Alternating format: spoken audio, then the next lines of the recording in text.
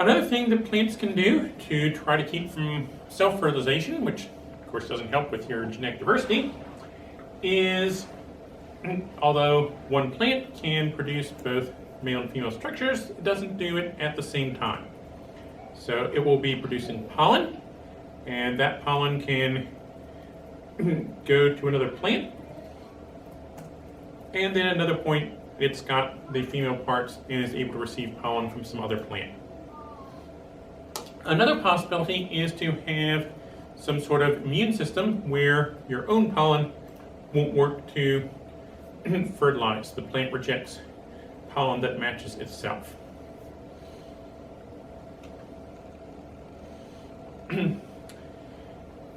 Many flowering plants are specialized to have animals pollinate them. A common approach is for the plant to produce things beneficial to the animals, say nectar, nice source of sugar for the animal to get energy there, or maybe the animal eats some of the pollen, gets some protein there, but some of the pollen makes it through to another plant. Various other options like that. Some flowers actually can kind of capture sunlight and be a little warmer in there. Nice for a bee on a cold day. There are other plants that have some tricks to get pollinated without being so helpful to the animal. For example, this is a type of orchid where the flower looks a little bit and smells like a female bee. And so a male bee comes along, thinks it's found a female, and picks up pollen instead of a date.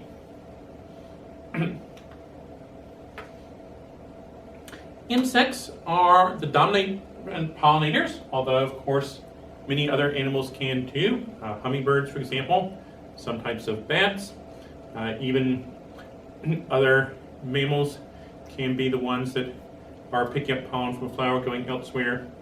Quite a lot of different types of animals potentially can pollinate certain things. Bees are especially important. They pollinate many of the plants that we need for food. And so bees doing well is quite important to us. Insect pollination. Flowers are often purple, blue, yellows, things like that.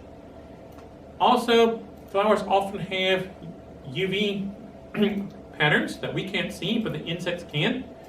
Sometimes these help aim the insect to the right spot on the flower. Chemicals also will help attract things to the flower. Some of these smells we like, some that we don't. The Titan arum here in the picture, it's actually many small flowers together. That's not just one flower, but it functions like a giant flower. And it smells rather like rotten fish. That does not appeal to us, though as a botanical curiosity, lots of people were coming through to see this. But rotten fish smell, just the thing to attract flies. So, whatever type of insect the plant is using for pollinator, it's going to try to attract it, whatever would appeal to that particular type. Here's an example of those UV markings mentioned. Here's what the flower looks like to us, but to a bee, it's got a distinct pattern right in the middle that helps say, land here. Almost like the markings on your runway at the airport. Helps the pollinator get to the right spot so the plant can get pollen onto it, pick up any pollen that it has, and also the animal gets whatever reward the plant has for the pollinator. So kind of air traffic control markings. Hummingbirds tend to like colors red, maybe orange to yellow. So tend to be right there. Birds, however, in general, one of the ways they save weight to fly, a lot of birds don't have a real great sense of smell. So hummingbirds don't care much how the plant smells, and correspondingly these flowers tend to not have much of an aroma. At night, such as some bats, well, white's easier to see at night, so night pollinated flowers tend to be more white, and also often they have a strong smell to attract whether it's bats or moths or whatever is pollinating them. In the dark, having a smell will help them be found.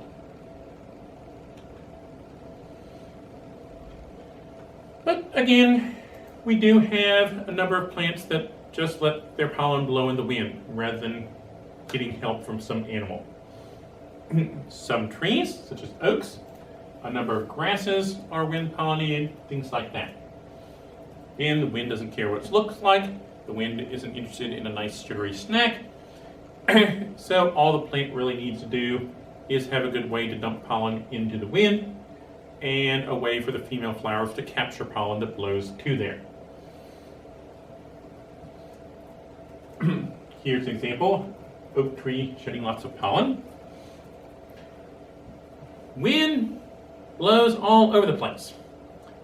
Much less effective delivery system than an animal. An animal can specifically look for another flower, and the chances that that pollen gets where it needs to go is much higher. Wind, a lot of the pollen just blows everywhere, and so that plant has to produce a lot more pollen in order to ensure that some of it ends up in the right place. So this time of year, we're starting to see more pollen around. People are starting to get some allergies.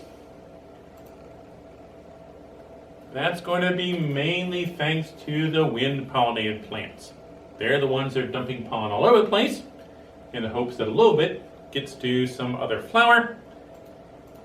And yeah, some of the extra gets in your nose and you're sneezing.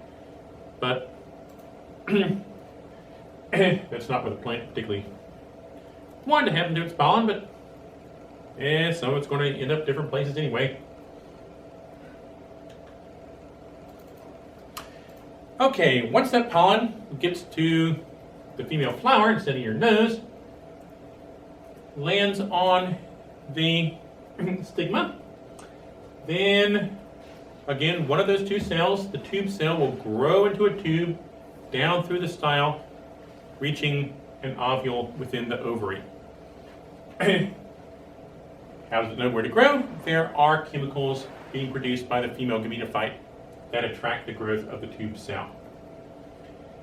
Then that stops, so only one tube cell will go to any one ovary. The second cell in the pollen grain divides in two, and in our flowering plants, both of those move down the pollen tube into the ovule. One of them fertilizes the egg, like any normal sexual reproduction would have, and that's what grows into the new baby plant.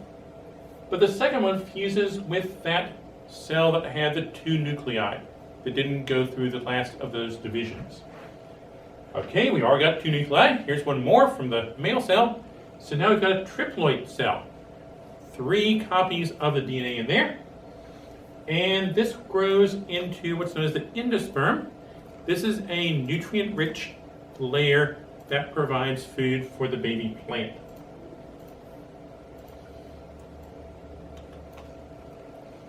So here we go. We produce pollen from an anther.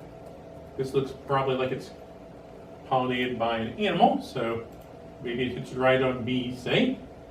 Lands on the stigma, grows down through the style, forms the tube. The two cells travel down and fertilize the egg cell and that other already diploid cell to form the endosperm. Okay, once it's fertilized, the ovule there grows into the seed. This has the baby plant in there. Here, for example, a bean, you can see the little early root. Half the main part of the bean is one of the seed leaves. you actually have a little start on the later leaves there as well. Dicots characteristically take that endosperm tissue, the triploid stuff, and they go ahead and kind of digest it and tend to store it in the seed leaves, the two cotyledons. Monocots characteristically save that endosperm as is until they actually sprout and use the energy at that point.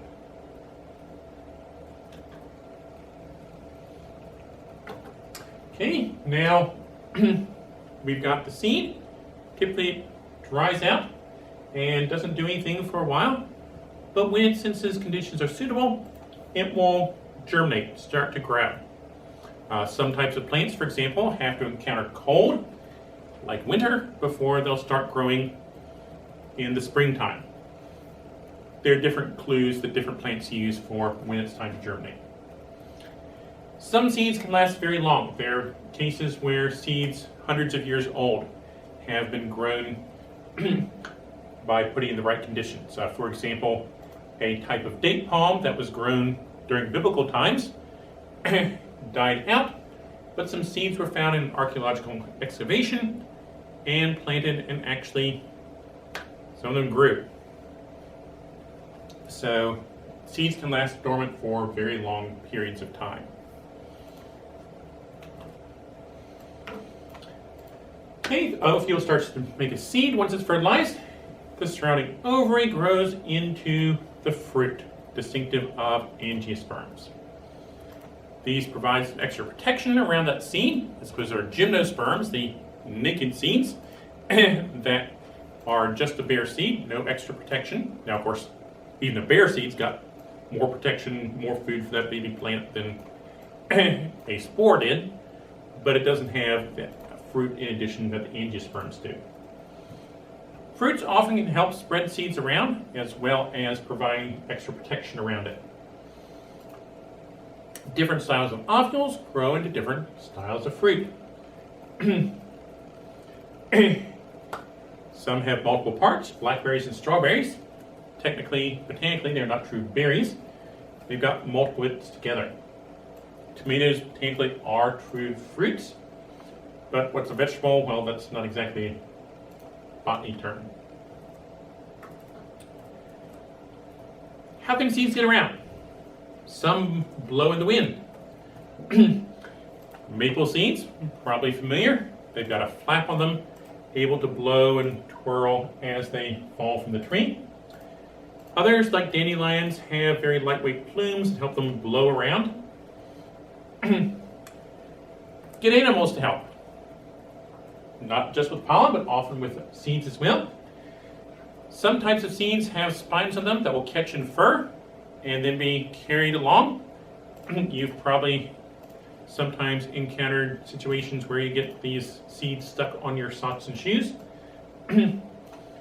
Sometimes other sticking, like sandspur, can actually stick into you. It hurts a lot. Some fruit is tasty to eat. Why does the plant want its seeds to get eaten? Well, it's not wanting them to be all digested, but if an animal digests that fruit, but the seed makes it all the way through the intestine and out the other end, that seed's been carried somewhere away from the starting tree, and it's got this nice little pile of fertilizer with it. Again, the plant doesn't want that seed sitting too long in the digestive system, or else the animal might digest the seed. And so often these wild fruits are relatively high in fiber, which helps send things on through the digestive system. Some types of animals eat seeds, and they'll gather lots of seeds and bury them to then find later. But they don't find all of them. Some of them survive and can grow into new ones. For example, squirrels often do this. Some types of birds, some jays will do this. Certain woodpeckers take that approach as well. Some seeds have specialized little edible bits on them that attract ants. This is typically for small plants growing down near the ground. And so the ants will pick them up, carry the seed, and eat that bit, and the rest of the seed is able to grow into a new plant. Water can carry seeds, and for that matter, some pollen as well, especially for water plants. So seeds may drift for quite long distances in the water, and then wash ashore somewhere and start to grow. Picture down here, these kind of bean-shaped seeds are mangrove seeds that float around and then grow once they run aground. There are also some types of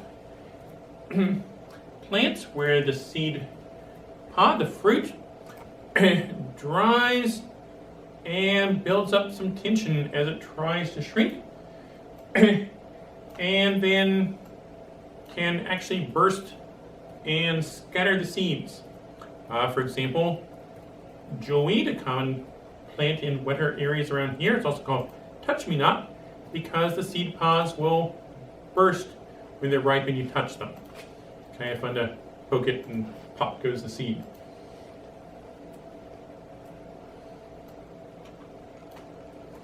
Pictures of some of these. Here are some seeds blowing in the wind for Bob Dylan. Spiky seeds, good for snagging on fur. Here's a mouse eating a blackberry and transporting the seeds with that. These here, the white bits, are the parts appealing to ants. Here's a seed that will dry and crack open and release. Sorry, the seed pod dries and cracks open, releasing the seeds. A bit of a variation on this. Some plants make flowers but don't have sexual reproduction. Apomixis, they make seeds, but they didn't go through meiosis and fertilization. So these seeds will be clones of the mother. They're still seeds, they get spread the same way, they're just not getting the genetic variety. This is standard in dandelions, a number of types of citrus, other certain crops. Often this occurs when the plant is polyploid and not able to reproduce sexually. Polyploid, we've got more than 2 copies of the DNA there.